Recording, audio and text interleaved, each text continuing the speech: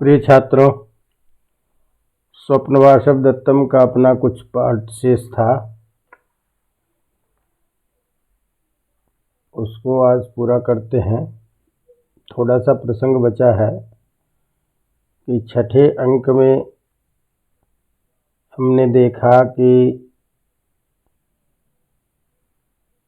वासवदत्ता की धात्री और प्रतिहारी महासेन का संदेश लेकर के राजा उदयन के पास आते हैं और राजा को अत्यंत दुखी देख करके उसे सांत्वना देते हैं। तो सांत्वना देते हुए कंचुकी ने बताया कि आप धैर्य धारण कीजिए, उपरतापि अनुपरता, यद्यपि वासवदत्ता अभी नहीं है, लेकिन धैर्य धारण करे, क्योंकि उपरतापि नहीं रहने पर भी अनुपरता, वह वासवदत्ता नहीं होने पर भी अभी आपके पास में है ही, क्योंकि हमेशा स्मरण के रूप में, याद के रूप में आप वासवदत्ता को अपने पास में रखते हैं, वासवदत्ता को इतना स्मरण करते हैं, तो वासवदत्ता आपके पास से गई नहीं है। महासेन पुत्री एवं अनुकंप्यमानार्य पुत्रेण, अभी भी आप उसके प्रति इतनी अनुकंपा रखे हैं, इतना स्नेह करते हैं, ये उस वासवदत्ता के प्रति आपकी यह सहृदयता है। अथवा दूसरे रूप में सांत्वना देते हुए कहते हैं, कह कम शक्तो रक्षितुं मृत्युकाले रज्जुच्छेदे के घटम धारयन्ति, एवं लोकस्तुल्य धर्मो वनानां काले काले छिद्यते रुह्यते च। मृत्युकाले कह कम रक्षितुं शक्तः, जब मृत्यु का समय आ जाता है तो कौन किसको उस मृत्यु से रक्षा कर सकता है, अर्थात कोई नहीं। मृत्यु, जन्म मृत्यु जो है वो विधि के अधीन है, जो नियत समय में होता है। अतः विधि के द्वारा, भाग्य के द्वारा नियत जो निश्चित जो स्थिति है, उसका निवारण कोई नहीं कर सकता है। उसी में प्रमाण देते हुए कहते हैं, उदाहरण से समझाते हैं कि रज्जुच्छेदे के घटम धारयन्ति, रज्जु रस्सी के टूट जाने पर घड़े को कौन पकड़ सकता है, रोक सकता है। अर्थात जैसे कुएं में हम कुएं से जब पानी भरते हैं और बाल्टी में या मटके में रस्सी बांध करके जब पानी उसे निकालने लगते हैं, उसी समय बीच में यदि रस्सी टूट जाए तो उस मटके या तालाब, उस बाल्टी को कोई रोकने में, गिरने से रोकने में समर्थ नहीं होता है। उसी तरह से मृत्यु का समय हो जाने पर उसे कोई रोक नहीं सकता।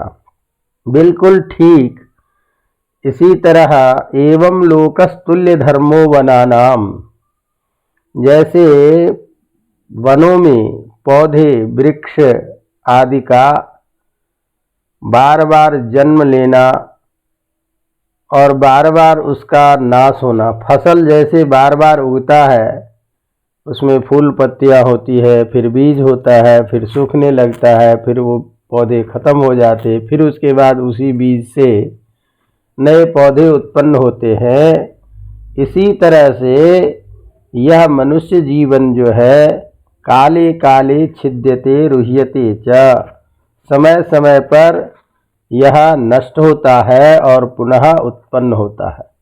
तो शरीर की भी स्थिति उसी तरह से है जैसे कोई पौधा बीज से उत्पन्न होता बड़ा होता है, फिर उसमें फूल पत्ते लगते हैं, बीज उत्पन्न होता है और फिर वह पौधा सूख जाता है, काट लिए जाते हैं, फिर उसके बाद उसी बीज से दूसरा पौधा उत्पन्न हो जाता है।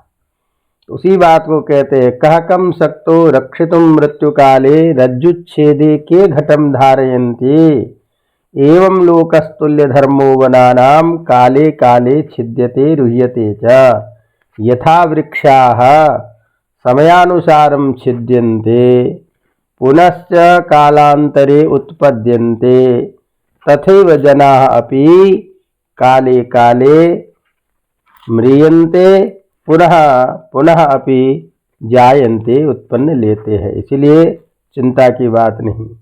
राजा आर्य माँ एवं राजा फिर कहता है हे आर्य ऐसा मत कहो। महासेनस्य दुहिता शिष्या देवी च मे प्रिया कथम सा न मया शक्या स्मर्तुम देहांतरेष्वपि। कहते हैं कि महासेनस्य दुहिता, महासेन की पुत्री, शिष्या में प्रिया च देवी, एक तो महासेन की पुत्री थी, मेरी शिष्या थी और प्रिय पत्नी भी थी। कथम न सा मया शक्या स्मर्तुम देहांतरेष्वपि, तो मैं उसे देहांतर में भी, देह के मृत्यु के बाद भी, शरीर प्राप्त करने पर भी, दूसरे जन्म में भी मैं उसे कैसे भूल सकता हूँ। जो महासेन की पुत्री मेरी परम प्रिय पत्नी और मेरी शिष्या के रूप में थी, उसे मैं भूल नहीं सकता, उसका स्मरण बार बार होता है। तो इस तरह से मृत्यु की बार बार होने पर भी, उस कंचुकी के द्वारा समझाने पर भी राजा अपनी प्रेम और अपनी अनुराग को उस रूप में व्यक्त करते हैं कि मैं जन्म जन्मांतर में भी उस वासवदत्ता को भूल नहीं सकता। उसके बाद धात्री कहती है उपरता वासवदत्ता, वासवदत्ता मर गई है। मम वा महासेनस्य वा यादृशौ गोपालकपालकौ तादृश एव त्वं प्रथममेव अभिप्रेतो जामातेति। धात्री कहती है हे राजन, महारानी ने आपको ये संदेश भेजा है कि वासवदत्ता मर गई है। तुम मेरे या महासेन के लिए गोपाल तथा पालक जैसे प्रिय पुत्र थे, अर्थात महासेन के दो पुत्र, एक गोपाल और एक पालक।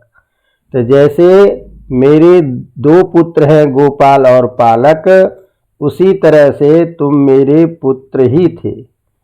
एतत् निमित्तम उज्जयिनीम आनीतः, इसीलिए हमने पहले ही तुम्हें जामाता के रूप में, तुम मेरे पुत्र के रूप में ही उज्जैनी में लाए गए थे।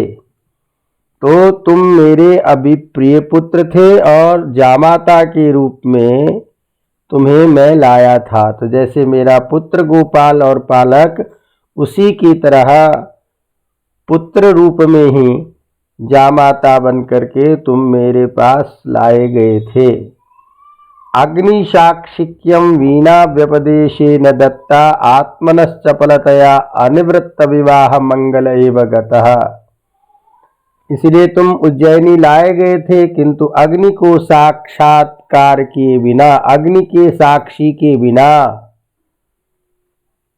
अर्थात बिना विवाह संस्कार किए ही, वीणा सिखाने के बहाने मैंने तुझे उसे सौंप दिया था। अर्थात अपने मन में तुम्हें जामाता बनाने के उद्देश्य से ही वीणा सिखाने के बहाने मैंने वासवदत्ता को आपके लिए सौंप दिया था, किंतु आत्मनश्चपलतया अनवृत्त विवाह मंगल एव गतः, किंतु अपनी चपलता के कारण, चंचलता के कारण बिना विवाह संस्कार किए ही आप यहाँ से चले गए। अथ च आवाभ्याम तब च वासवदत्तायाश्च प्रतिकृतिम चित्रफलकायाम आलिख्य विवाहो निवृत्तः। इसीलिए हम दोनों अर्थात महासेन और मैं महारानी, आप दोनों के बिना विवाह संस्कार किए ही यहाँ से चले जाने के कारण आपकी और वासवदत्ता की चित्र को ही चित्र बना करके ही अग्नि के सम्मुख विवाह कार्य संपन्न कराया। और जिस चित्र को वासवदत्ता और आपके चित्र को बना करके हमने आपका विवाह संस्कार संपन्न कराया, ऐसा चित्र फलका तब सकाशम प्रेषिता, वही चित्र आपके पास उन्होंने भेजा है। एताम दृष्ट्वाम निवृत्तो भव, इस चित्र को देख करके आप धैर्य धारण करो। उसके बाद राजा उस चित्र को देख करके कहता, अतिस्निग्धम अरूपम चाभिहितम तत्र भवत्या। महारानी ने स्वयं के अनुरूप ही, जैसी वो श्रेष्ठ महारानी है, जैसी उनकी उदारता है, उसके अनुरूप ही उन्होंने कहा है, वाक्य में तत्प्रियतरम राज्य लाभ शतादपि अपराधे स्वपि स्नेहो यदस्मासु न विस्मृतः। ये जो वाक्य है उनका, महारानी का, कि मैंने गोपाल और पालक के समान ही पुत्र रूप में आपको आपको समझ करके अपने जामाता के रूप में उज्जैनी लाया था, और इस तरह से विवाह करने के उद्देश्य से ही वीणा सिखाने के बहाने वासवदत्ता को आपको सौंप दिया, लेकिन अपनी चंचलता के कारण बिना विवाह किए ही आप वापिस आ गए। ऐसी स्थिति में आप दोनों की मूर्ति बना करके और फिर विवाह जो संस्कार संपन्न कराया है वही मूर्ति भेज रही हूँ।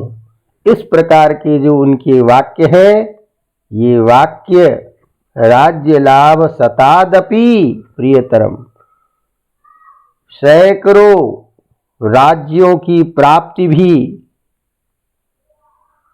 हो जाए, उससे बढ़कर ये वाक्य मेरे लिए है कि अपराधे स्वपि स्नेहो यदस्मासु न विस्मृतः।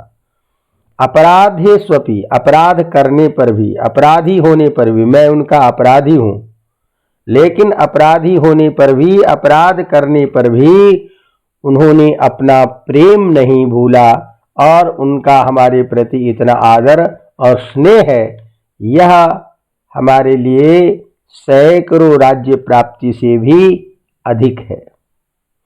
पद्मावती अब उस चित्र को देखती है, तो चित्र को देख करके दृष्ट्वा आत्मकथम मन में कहती है, अतिसदृशी खलु इयम आर्यायाः अवंतिकायाः। ये जो चित्र है, जो इस पे स्त्री की जो चित्र है, यम खलु आर्याया अवंतिकायाः, ये तो अवंतिका की चित्र के जैसे चित्र लग रही है, ये अवंतिका की प्रतिमूर्ति लग रही है। और अवंतिका कौन है? वासवदत्ता का ही बदला नाम है अवंतिका, जिसको योगंधरायण ने अवंतिका नाम से इसके पास में धात्री के रूप में पद्मावती के पास में रखा था। तो पद्मावती उसको देखी हुई है, तो उस चित्र को जब ही देखती है जो ही, तभी उसको वासवदत्ता की प्रतिकृति जो है, अवंतिका की प्रतिकृति, अवंतिका की मूर्ति उसको याद आती है। तो ये कहती है, ये तो अवंतिका की मूर्ति है।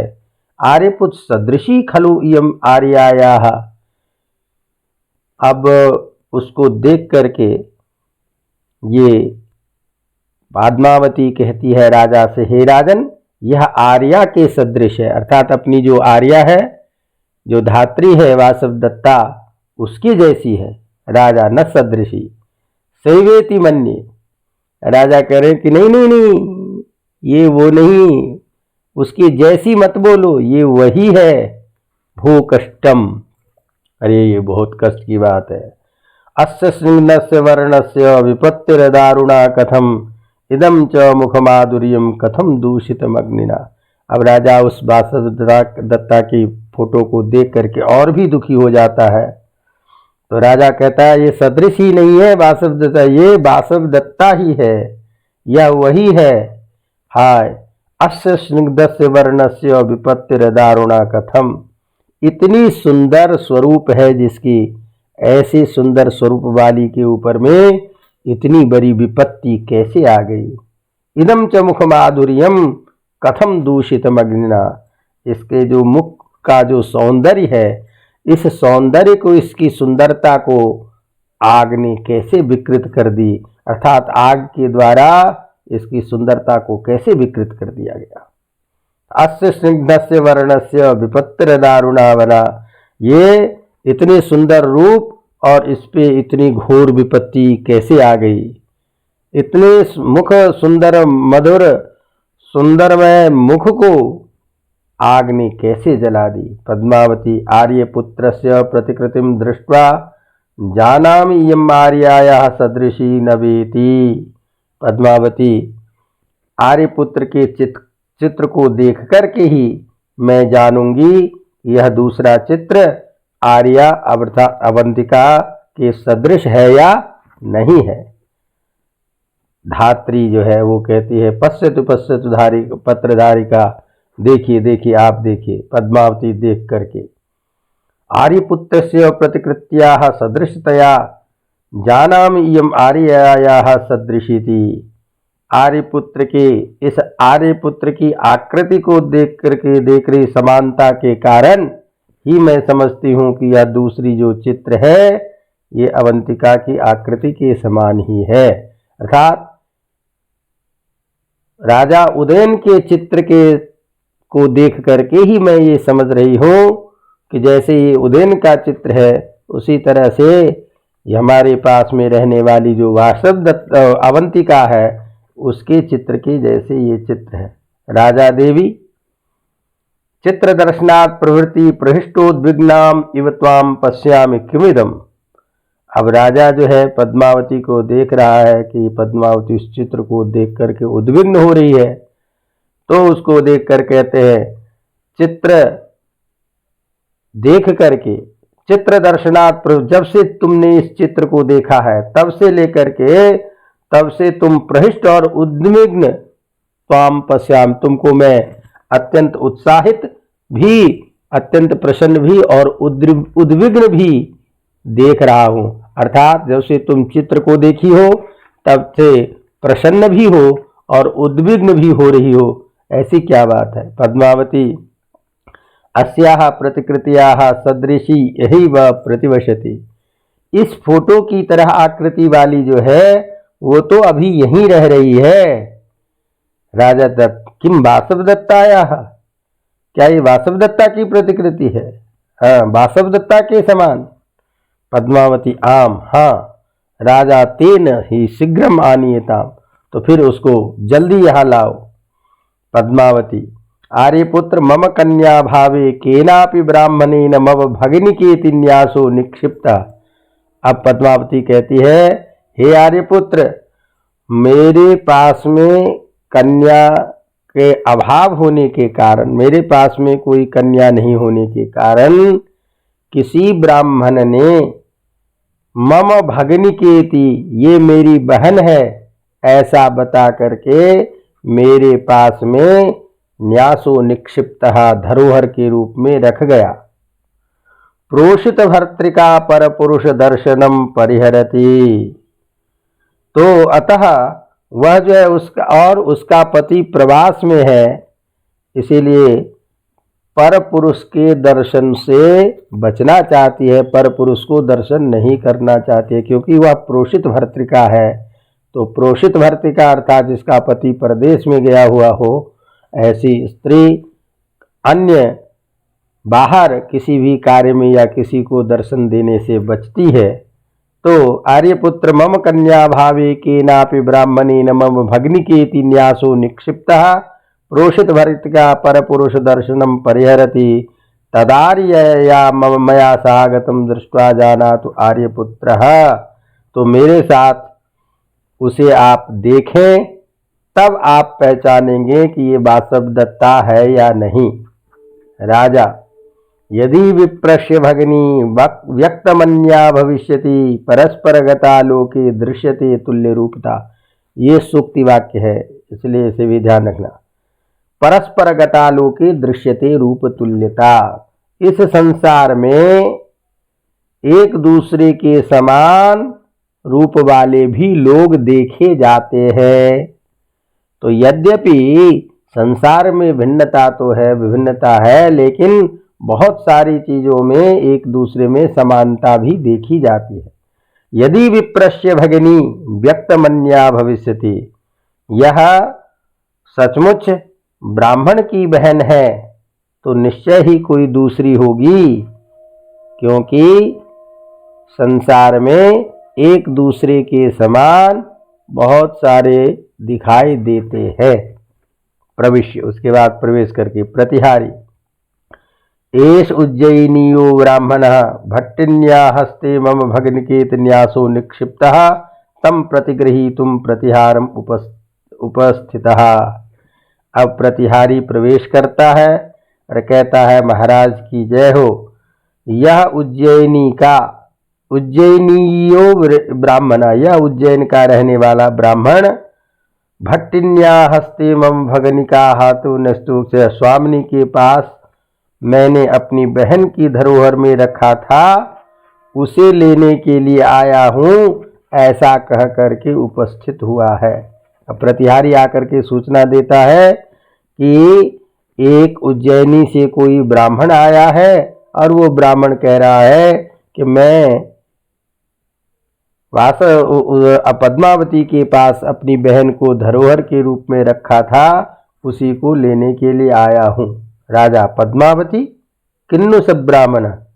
राजा कहता है, हे पद्मावती, क्या ये वही ब्राह्मण है जिस ब्राह्मण ने आपके पास में अपनी बहन को धरोहर के रूप में रखा था? पद्मावती भवितव्यम, हो सकता है। राजा शीघ्रम प्रवेश्यताम अभ्यंतर समुदाचारेण ब्राह्मण। राजा कहता है कि प्रवेश्यताम, उन्हें अंदर लाइए, अंदर बुलाइए। अभ्यंतरम समुदाचारेण ब्राह्मण, अत्यंत आदर पूर्वक उन ब्राह्मण को भीतर ले आओ। प्रतिहारी यद भर्ता ज्ञापयति, जैसी महाराज की आज्ञा। राजा, हे पद्मावती, त्वमपि ताम आनय, तुम भी जो है उसको ले आओ। तुम्हारी जो धात्री है पाशवदत्ता आर्या, उसको भी ले आओ। पद्मावती आर्यपुत्र, उसके बाद कहते हैं कि आर्यपुत्र जैसी आपकी आज्ञा।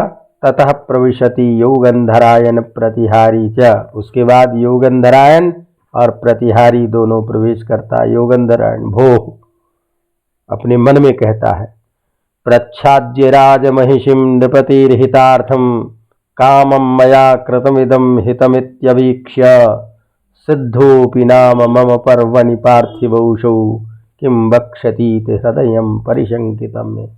अब वो योगंधरायण जो है अपने सारे कृत्य को स्मरण करके कहता है, उसके मन में आशंका हो रही है कि प्रच्छाद्य राज्य महिषीं नृपति हितार्थम, मैं राजा के कल्याण के लिए ही, नृपतेर हितार्थम, राजा के कल्याण के लिए ही राजमहिषी को, महारानी वासवदत्ता को प्रच्छाद्य छुपा करके कामम मया कृतमिदम हितमिवीक्ष प्राप्य, मैंने अपनी इच्छानुसार उनका ऐसा करने से कल्याण होगा यह सोच करके मैंने अच्छा कार्य किया, राजा के हित के लिए कार्य किया।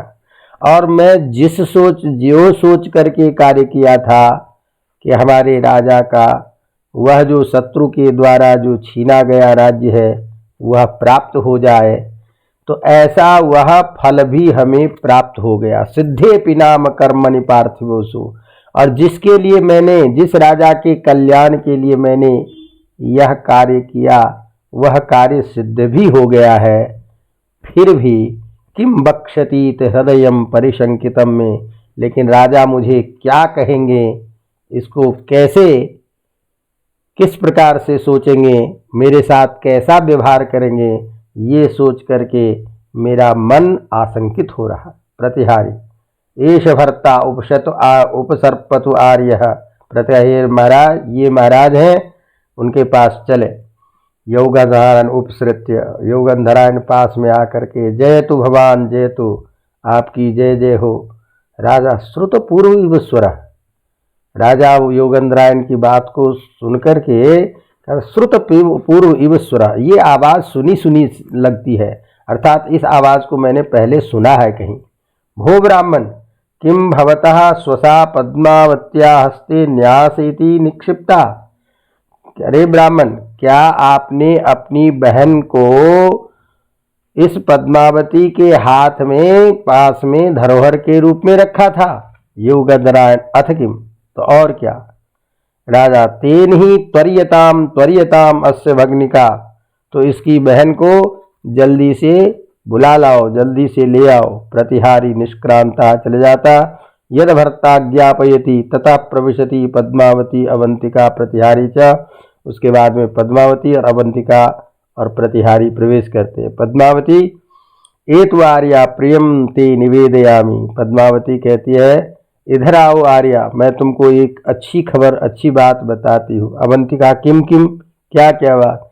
पद्मावती भ्राता ते आगतः, तुम्हारे भाई आए हैं जो धरोहर के रूप में यहाँ छोड़ गए थे।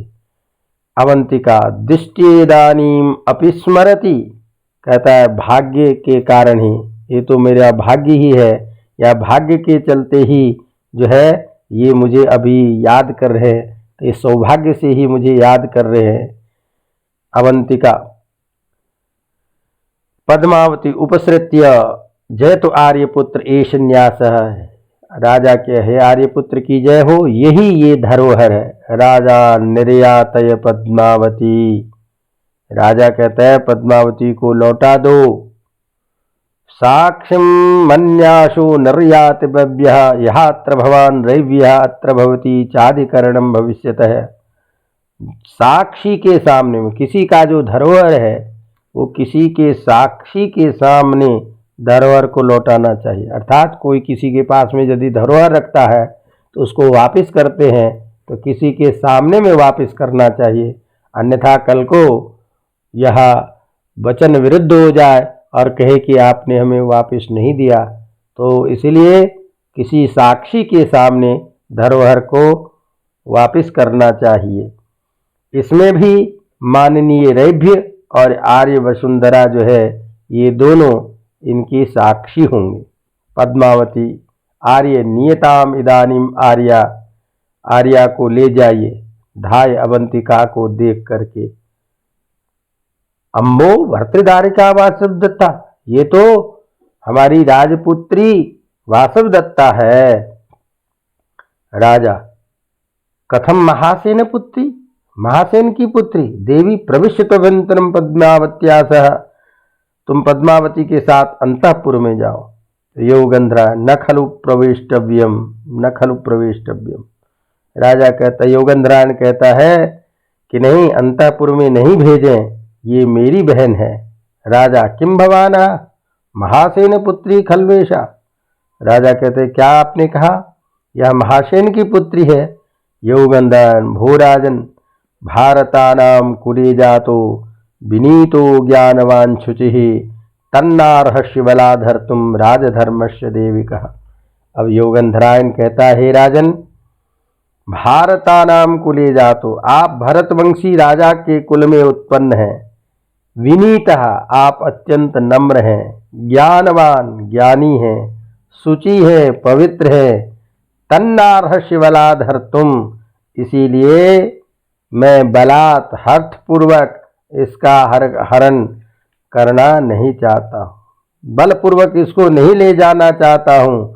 राजधर्मस्य देशिकः, येरी बहन बलपूर्वक अपहरण करना आपसे योग्य नहीं है, क्योंकि आप धर्म के प्रवर्तक हैं। राजा भवतु पश्यामस्तावत् रूप सादृश्यम संक्षिप्यताम जवनिका। योगेंद्रायण राजा कहता है, ठीक है, हम आकृति के समान देखते हैं, हमें ये एक जैसी लग रही है, इसीलिए इसके ऊपर में जो जवनिका है, जो घूंघट है, इसको हटा दीजिए। योगेंद्रायण महाराज की जय हो। राजा है, असौ योगेंद्रायण यम हासेन पुत्री। वासवदत्ता इसी बीच में जय तू आर्यपुत्र कह करके अपने घूंघट को हटा देती है। राजा, अरे असौ योगेंद्रायण, ये महासेन पुत्र, ये योगेंद्रायण और ये महासेन की पुत्री वासवदत्ता है। किन्नु सत्यविदम स्वप्न सा भूयो दृश्यते मया अनयाप्येव मे अवाहम दृष्टिया वंचित। अरे क्या यह सत्य है अथवा स्वप्न है? जब मैं पुनः उस वासवदत्ता को देख रहा हूं, सा भूयो दृश्यते मया, ये जो मैं पुनः वासवदत्ता को देख रहा हूं, क्या यह मेरा स्वप्न है या सही है? अनयापि एवमेवाहम दृष्टिया वंचित, क्योंकि भाग्य के चलते, दुर्भाग्य के चलते मैं पहले भी इसी प्रकार से ठगा गया था। पहले मैंने देखा वासवदत्ता को, फिर वासवदत्ता नहीं थी रही, तो कहीं मैं ये स्वप्न तो नहीं देख रहा हूं। तब योगेंद्रायण का, स्वामिन देव्यपनैन कृतापराध खल्वहम तत क्षंतुम अर्हसि स्वामी। राजा योगेंद्र महाराज, महारानी को छिपा करके मैंने अपराध किया, इसीलिए आप मुझे क्षमा करें। और ऐसा कह करके उदयन के पांव पर गिर जाता है। राजा उठाकर खुद उठता है, आप निश्चय ही योगेंद्रायण हैं, योगेंद्रायणो भवान ननु, आप निश्चित रूप से योगेंद्रायण हैं। मिथ्योन्मादैश्च युद्धैश्च शास्त्रदृष्टैश्च मंत्रितैः भवद्यत्नैः खलु वयं मज्यमानाः समुद्रताः। आप निश्चित रूप से श्रेष्ठ हैं, योगेंद्रायण ही हैं, क्योंकि विपत्ति सागर में डूबे हुए हम लोग पागलपन के झूठे बहानों से, मिथ्या उन्मादैश्च, मिथ्या झूठे उन्माद के कारण, युद्धैश्च, युद्धों, और शास्त्र दृष्टिश्च, शास्त्र दृष्टि से, शास्त्र के अनुरूप मंत्रणाओं एवं आपके द्वारा भवद्यत्न ही, प्रयासों के द्वारा ही, मज्यमानाः समुद्रताः, डूबते हुए बचा लिए गए हैं।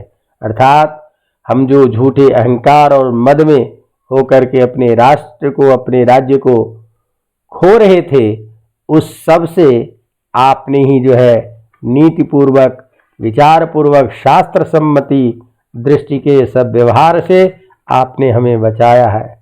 योगेंद्र स्वामी भाग्या नाम अनुगंतारो भवन।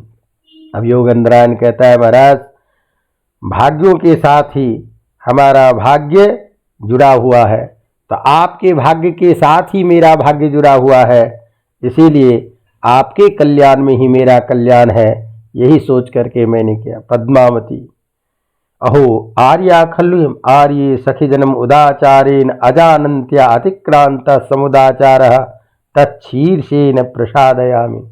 अब पद्मावती को भी पता चल जाता है कि ये महल मेरे से पहले राजा की पत्नी रही, तो उसको देख करके कहती है कि मैंने अज्ञानवश आपके साथ सहेली जैसा वर्ताव कर शिष्टाचार का भी उल्लंघन किया है। आप मेरी पूज्या है, इसीलिए मैं सिर झुका करके आपको प्रसन्न करना चाहती हूँ। वासवदत्ता पद्मावती उत्थाप्य, वासवदत्ता पद्मावती को उठा करके उत्तिष्ठोत्तिष्ठ विधवे अविधवे उत्तिष्ठ अर्थिस्वम नाम शरीरम अपराध्यति। कहते हैं वासवदत्ता कहते हैं, उठो उठो, प्रार्थी का अर्थात योगेंद्रायण का धन रूप मेरा यह शरीर ही अपराध का कारण है। पद्मावती अनुगृहीतास्मि, पद्मावती मैं अनुगृहीत हूँ।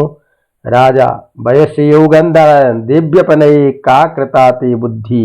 अब राजा योगंधरायण अपने मंत्री से कहता है, देवी वासवदत्ता को मेरे पास से तुमने हटाने का क्या प्रयोजन था, तुमने क्यों वासवदत्ता को छुपाया। योगंधरायण कौशाम्बी मात्रम परिपालयामि, मैं केवल कौशाम्बी प्रदेश को, कौशाम्बी राज्य को की रक्षा कर सकूं, इसको बचा सकूं, यही मेरा एक उद्देश्य था, क्योंकि ये शत्रु राजा के अधीन होता जा रहा था। राजा अथ पद्मावस्ते हस्ते किंयास कारणम, अच्छा पद्मावती के यहाँ धरोहर रखने के पीछे तुम्हारा क्या कारण है। योगेंद्र पुष्पक भद्रादि आदेशिक आदिष्टा स्वामिनो देवी भविष्यति इति। तो योगेंद्रायण कहता है पुष्पक भद्रक आदि जितने भी ज्योतिषी थे उनका कहना था कि पद्मावती आपकी रानी होगी। राजा इदमपि रुमन्वता ज्ञातम, राजा कहता है कि क्या यह रुमन्वान को मालूम था। योगेंद्रायण स्वामिन सर्वैरेव ज्ञातम, सभी को ये सभी जानते हैं। राजा अहो शठ खलु रुमन्वान, राजा कहता है कि महान धूर्त था रुमन्वान। योगेंद्रायण स्वामिन देव्याः कुशल निवेदनार्थम अद्यैव प्रतिनिवर्तताम अत्र भवताम रेभ्योत्र भवती च। अब योगेंद्रायण कहता है महाराज, देवी वासवदत्ता का कुशल समाचार जानने के लिए सभी लोग आए हुए हैं और रैभ्य और आर्य वसुंधरा को आज ही वापस भेज दे। राजा नन सर्वैव वयम यास्यामो दिव्या पद्मावत्या सह, कहते हैं कि नहीं नहीं, हम सभी पद्मावती के साथ में जाएंगे। योगेंधरायण यदाज्ञापयति स्वामी, जैसी आपकी आज्ञा। इस तरह सब चले जाते हैं और छठे अंक में सभी का पुनर्मिलन होता है। अंत में भरत वाक्य के द्वारा जो भारतीय नाट्य शास्त्र का सिद्धांत है उसके साथ नाटक का समापन होता है। इमाम सागर पर्यंताम हिमवद विंध्य कुंडलाम मही एकात पत्रांकाम राज सिंहा प्रशास्तुनः। यह शुभाशीर्वाद के साथ कि इमाम सागर पर्यंताम, ये सागर ही जिसकी सीमा है, हिमवद विंध्य कुंडलाम, हिमालय और विंध्याचल जिनके कुंडल है, जिनके आभूषण हैं, जिनके दोनों तरफ हैं, तथा महीमेकात पत्रांकाम, एक छत्र के रूप में चिन्ह से युक्त यह पृथ्वी हमारे राजसिंहा प्रशासना, हमारे राजा इस संपूर्ण पृथ्वी पर शासन करें। इस शुभकामना के साथ नाटक की समाप्ति होती है। इस तरह से इस छठे अंक में एक मंत्री का जो विशेष कर्तव्य है, अपने राजा को सचेष्ट करते रहना, राजा को प्रजा के अनुरूप व्यवहार करने की मंत्रणा देते रहना और विपत्ति के समय में उस राज्य की रक्षा करना, इस संपूर्ण उदारता के साथ इस छठे अंक का महत्व बहुत अधिक है।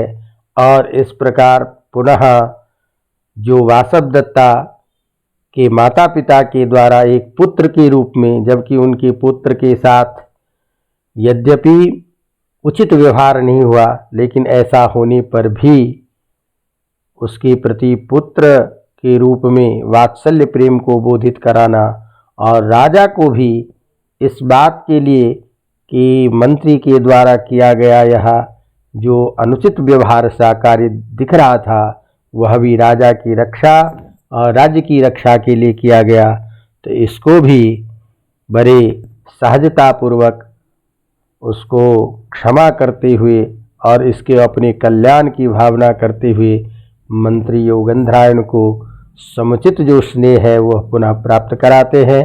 परस्पर सभी का मिलन इस तरह से एक सुखांत नाटक के रूप में और एक राज्य के प्रति राजा का जो स्वरूप होना चाहिए उसके प्रति मंत्री का परस्पर कर्तव्य, इन सभी बातों के साथ छठा अंक अत्यंत महत्वपूर्ण है। तो इनकी सारी चीज़ों की हमने चर्चा करी।